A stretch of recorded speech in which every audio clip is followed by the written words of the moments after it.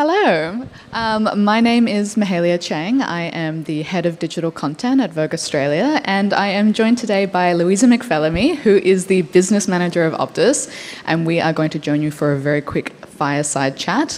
This is only 10 minutes, so I really want to dive in and get going straight away. Sure. And my first question is, tell me about what you do and how you got there. Yeah. So, hi everyone, my name's Louisa. I'm the Business Manager to the CEO at Optus. So, what that means is it's a Chief of Staff role, and you might have heard about Chiefs of Staff from political officers and from the military, and it's becoming more and more common in corporates as well. So in this Business Manager role, I'm a partner with the CEO. I go to all of the meetings that she goes to. We kind of talk through strategic issues that we need to kind of solve, risks and opportunities for the company and for our people. I work with the executive committee at Optus, so I curate the whole strategic agenda of issues that they need to have at the top of their mind when making decisions about our company and our customers now, as well as our customers into the future.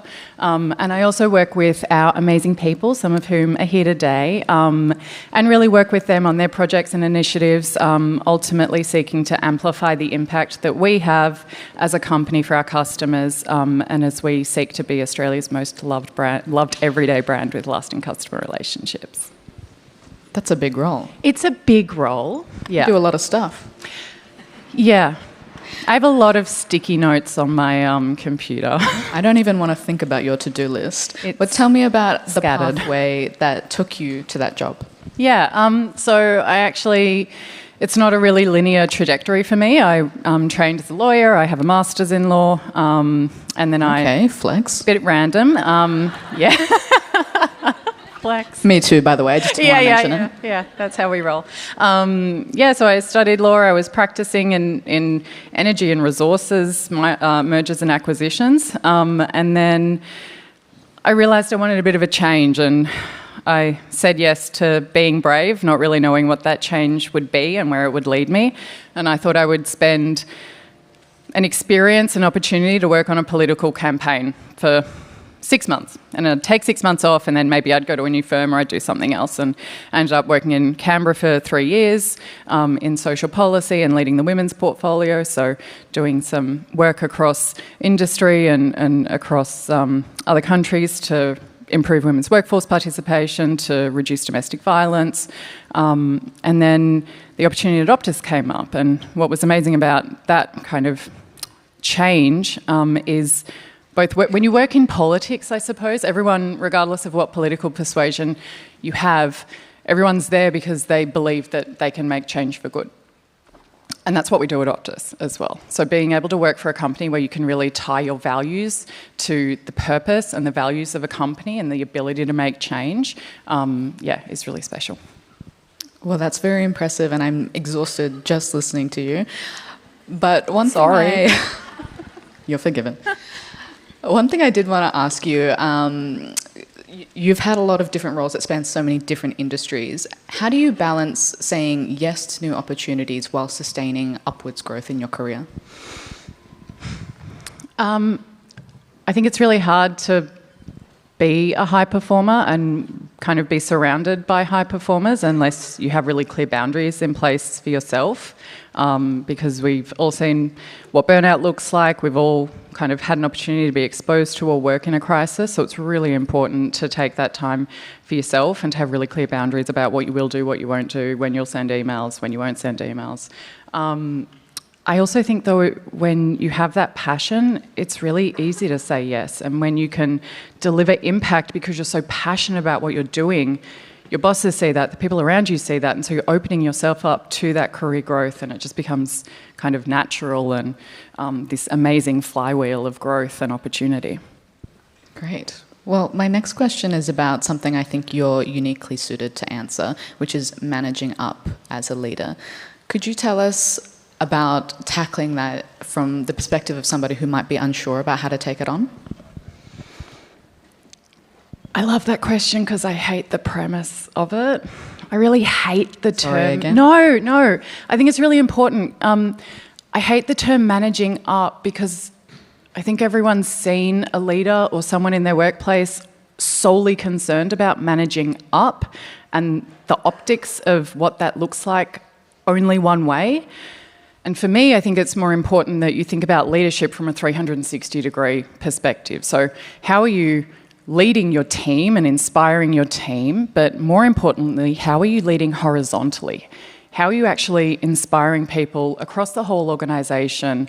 How are you getting them, well, more importantly, I suppose from a selfless perspective, how are you helping them with their initiatives, which kind of ladder up to your strategic intent, and how are you building coalitions across the organisation? Because I think if you can demonstrate your horizontal leadership capability, as well as your ability to lead kind of externally, so what are you doing within your industry, within your networks, I think it then becomes really easy for your superiors to see what you're doing and really respect what you're doing. And then again, that leads to that flywheel of growth and opportunity. You're inspiring me right now. I'm about to go into war for you. I wanted to kind of channel our theme today, which is change for good, and get you to tell us about some things that we can do in our lives, but also in our workplace that can champion good. I hate to be repetitive, but I think the panel before us mapped it out really nicely. You need to make small brick by brick change for there to be really big collective impact.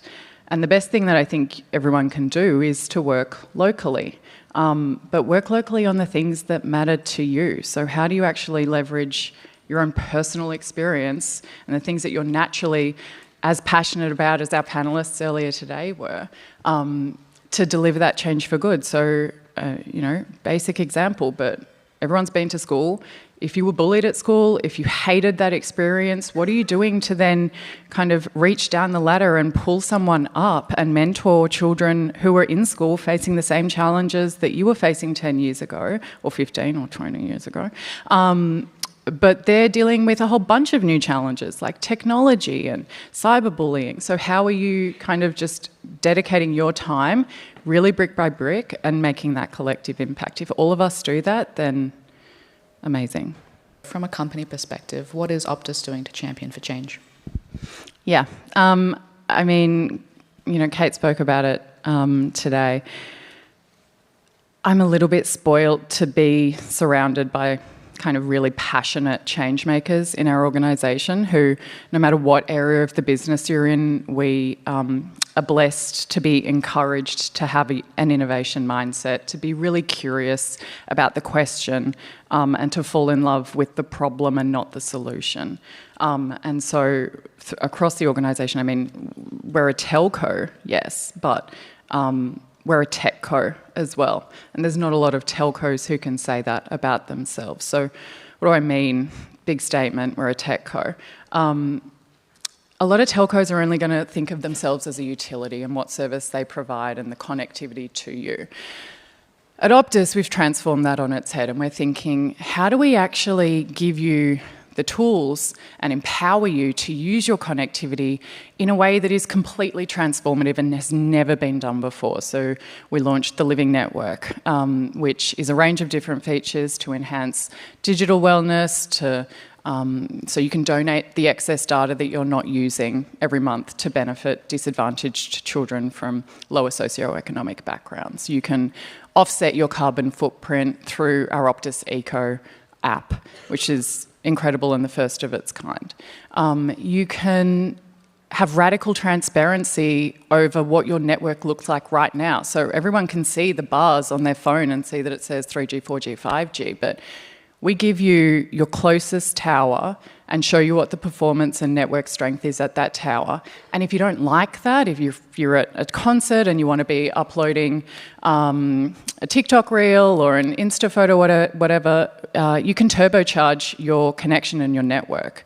Nobody else lets you do that. We can translate a call in the middle of the call. That's like not absent the call, in the call. No one else is doing that. So the ability to just kind of work with these incredible people across the organisation to deliver change, which kind of at the forefront is customer first. We're solving needs that our customers have now, but also future needs, is very, very special. I know everybody who has tickets to Taylor Swift just wrote that I was down going about to the say Tay Tay, but I turbocharging didn't know of if that was your- still cool. Yeah. Okay. It's good. still cool. Well, that's a perfect question to end on. Thank you so much for joining me Thank today. you. I hope everyone has an excellent rest of their codes, and thank you very much.